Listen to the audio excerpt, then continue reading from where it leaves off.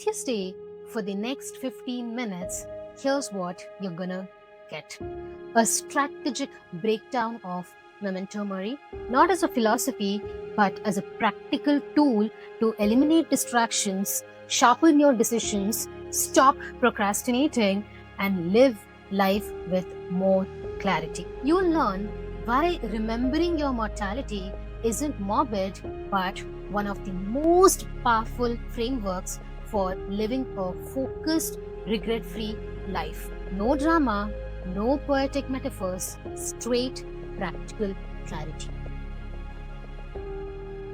Let's look into the real meaning of Memento Mori. Let's get this straight.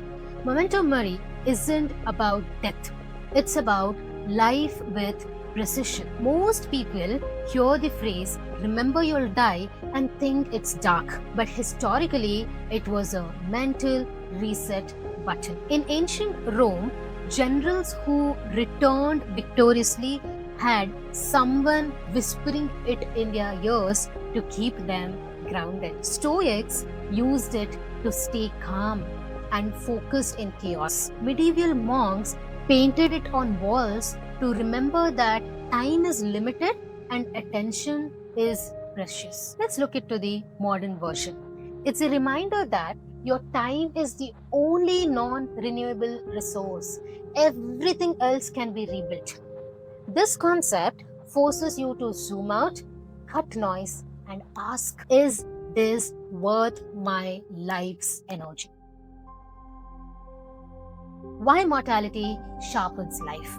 Here's the truth. The only reason people procrastinate, overthink, and stay stuck is because they subconsciously assume they have time. Unlimited tomorrows, limitless chances, endless restarts. Memento Mori collapses that illusion. When you remember you're working with a limited timeline, suddenly petty arguments lose importance. Overthinking becomes expensive. Procrastination looks ridiculous. Social comparison becomes irrelevant. And someday becomes a red flag. This is why people who face near-death experiences change their lives instantly. Not because they fear death, but for the first time, they saw life clearly. You don't need a crisis for that clarity. You just need perspective. How modern life numbs us. Let's be honest, we live in a world designed to distract us from our mortality. Constant notifications, infinite scrolling, hyper-personalized feeds, a digital environment that rewards dopamine over direction. The result? Most people don't live, they drift. They exist in reaction mode. They waste years on things they never consciously chose. Memento Mori cuts through that noise. It forces you to re-evaluate. What am I doing with the only life I've been given? Think of it like a mental audit, a calibration tool, a reminder to stop living on autopilot and start living with intention. Now, let's look into how modern thinkers use Memento Mori. Tim Ferriss uses mortality to filter priorities. When he feels overwhelmed, he asks, if I were to told I had 1 year left, what would I stop doing? This cuts out 80% of noise instantly. Steve Jobs repeated this question every morning. If today were the last day of my life, would I want to do what I'm about to do? If the answer was no for too many days, he changed direction. This wasn't motivational.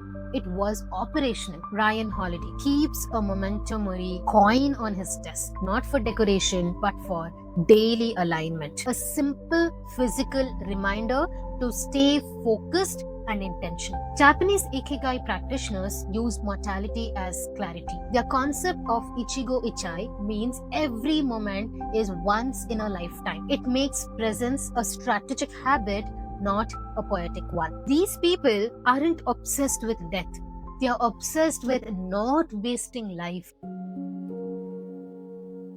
Here's the practical version of memento mori, the part people skip. If you want clarity, this is the blueprint. The priority filter. Ask yourself, what would matter if I had 5 years left, 1 year left, 3 months left, or just 1 day left? Write down the answers. The overlap is your real priority list, the distraction elimination list. Look at your daily behavior, not your goals, your behavior. What are you giving your life to without choosing it? Are you giving your time away on screens, wrong friendships, people pleasing, avoidance? Note it down. Cut or minimize those ruthlessly. The environment reset. Your surroundings decide how your time is used. Create spaces that reduce friction and increase intention. A clean desk, a quiet corner, digital detox window, a weekly offline day. You don't rise to your goals, you fall to your environment. I've been stressing this a lot. Your environment really has an impact on you. So please pay attention to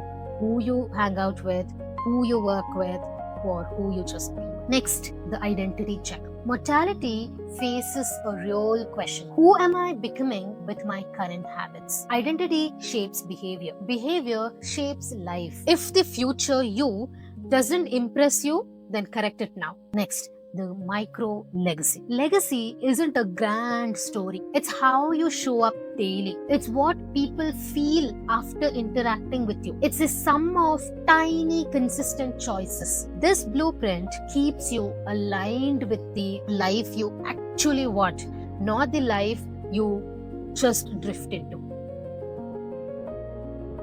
Here are the small strategic practices you can start today. The 5-second mortality reset. When you're stuck or irritated, quickly think, will this matter when I'm gone? It resets your emotional system instantly. The someday list bucket. Write your someday list. Then ask yourself, if I don't start this in the next 30 days, will I regret it? This actually kills procrastination at its root level. The epitaph test. Imagine a single sentence someone might say about you. Then live in alignment with that sentence for a week. It's more powerful than it sounds.